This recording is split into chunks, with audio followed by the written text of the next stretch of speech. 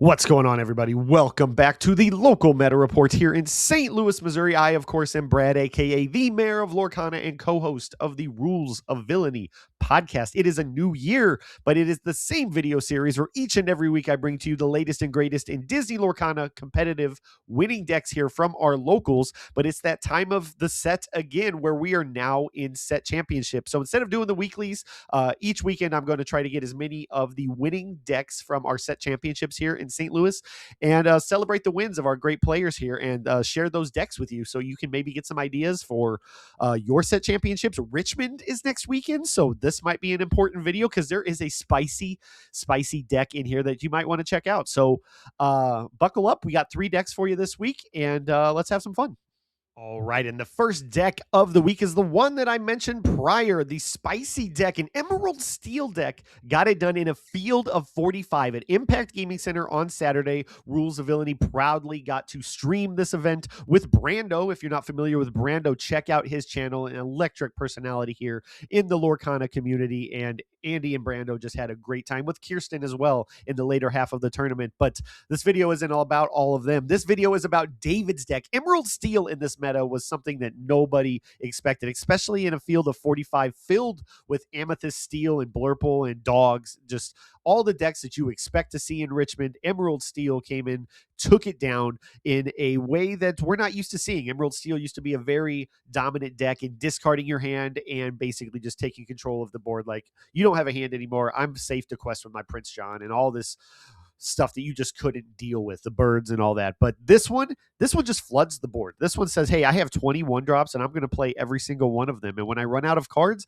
I'm going to play Doc. And when I run out of cards again, I'm going to play Goliath. And if I don't find my Goliath, I'm going to Chromacon my own Doc and I'm going to guarantee myself 2 cards again next turn. Just absolutely insane. We have Bobby and Mulan on one to do a little bit of filtering with the 1 drop there. We have the Cursed Merfolk, who is always just a pain. You don't want to challenge into it because you have to discard and he quests for 2, but you have to do something about that Merfolk. The new Whisper from Flynn Rider, he is a 1/2 boost 2, and when he has a card underneath him, he is now a 3/2 and quest for 2 as well. And then the Webby package, I do want to say that Rules of Villainy is a 1/30th winner of this set championship because David did borrow 2 of my Webby Vanderquack. I can't say Vanderquack for some reason. Vanderquack, Junior Prospector, the Shift 2 Floodborn that comes out. And if she quests when the opponent has more ink than you, you get to top deck an ink for yourself and ramp yourself a little bit as well. And quest for 2 with Ward. Just an absolutely sick card that actually won him the finals because Webby came out at the end there and there was no way to exert and do anything about it. Poor Jimmy here from the Rules of Villainy was fighting hard to be the winner of this amazing tournament that Impact Gaming Center hosted for us. But yeah, Emerald Steel right now. And congratulations to David. It was absolutely incredible to watch it. What I have got to see of it so far, I did have an emergency that day that I had to kind of take my attention away from it for a while, but I will go back and watch it. And if you are interested in watching this deck work, I will have a link in the description below for our VOD from the live stream yesterday. And you can check out I think he played on the stream 4 times, once during Swiss and all 3 of the finals matches in the top cut. So definitely check that out. It's very fun to see and looks like it's a contender for Richmond next week. If somebody is bold enough to check it out, a lot of people might not be expecting a deck like this. So congratulations one more time to David for getting it done in a massive field with a very spicy deck. All right, moving on to our second deck of the week, all the way out in O'Fallon, Missouri on Saturday night at Manticore Game Shop. Rules of Villainity's own Ryan got it done. That is Ketchup Ryan, for those who are wondering. Mustard Ryan was playing at Impact with me. Blurple got it done all the way to the finals against Rules of Villainity's Steven, playing Ruby Amethyst, trying to fight for his 3rd consecutive, at least his 3rd Manticore set championship, and Blurple disrupted those plans. And it's a really solid Blurple list here. As you'll see between this one and, spoiler alert, the next one, there's only a few changes. And the primary change here is the 1-drop Rafiki is here in place of something else that we'll talk about on the next deck. But you got your 1s with Rafiki and Basil. You got your 2s with Sale and Tipo. There are no other 2-drops. You want to find those. You need to ramp on 2 for Blurple so you can ramp into your Genie or your Iago to get a big body on board, because what this deck is going to do after it gets his presence is going to draw from the Dumbo when he can with all the evasive action that he have, but he's got these big bodies with the Iago, the Elephant, which moves damage himself, or herself, I should say, but he's also including the Cheshire Cat, Inexplicable, which I think is almost in every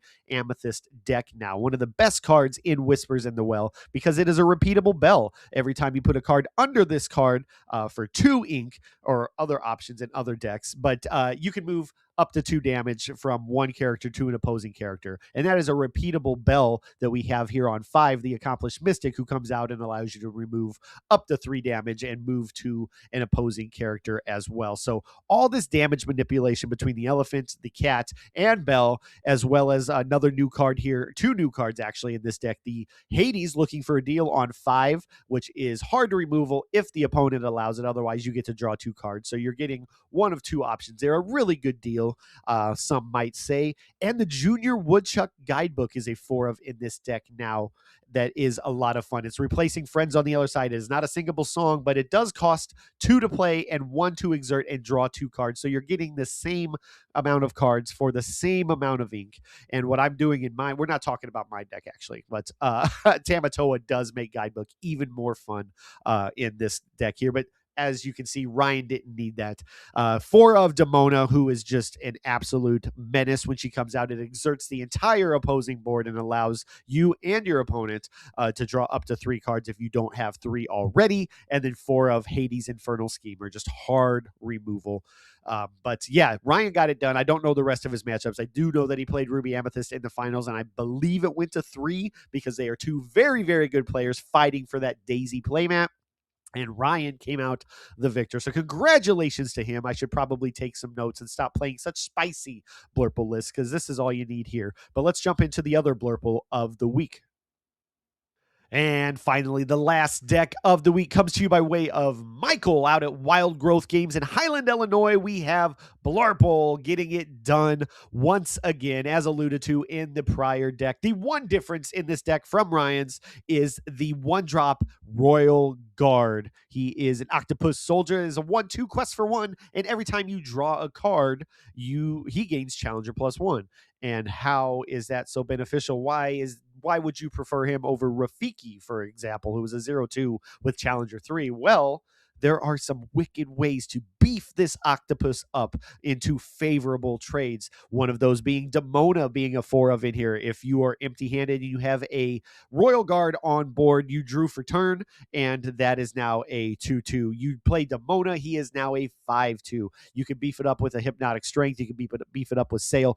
Junior Woodchuck Guidebook as well is another +2 challenger to this octopus, allowing you to be able to trade into things that you wouldn't otherwise be able to with a 1-drop. I like this addition quite a bit. It is more having to set up more than the Rafiki, right? Who's just a static 3 challenger to deal with your Calhouns or whatever favorable trade you want to make with him. But other than that, everything else in here is almost identical. I think Ryan was running 4 Iagos.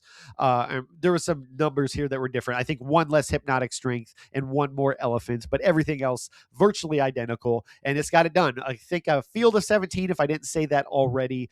Finals against Kirsten, as you saw in the picture already. Rules of Villainies Kirsten's ROV Kirsten on all the socials, playing Amethyst Steel on the day, came up just a little shy of getting that big win at Wild Growth Games. Great store. Check that out if you can.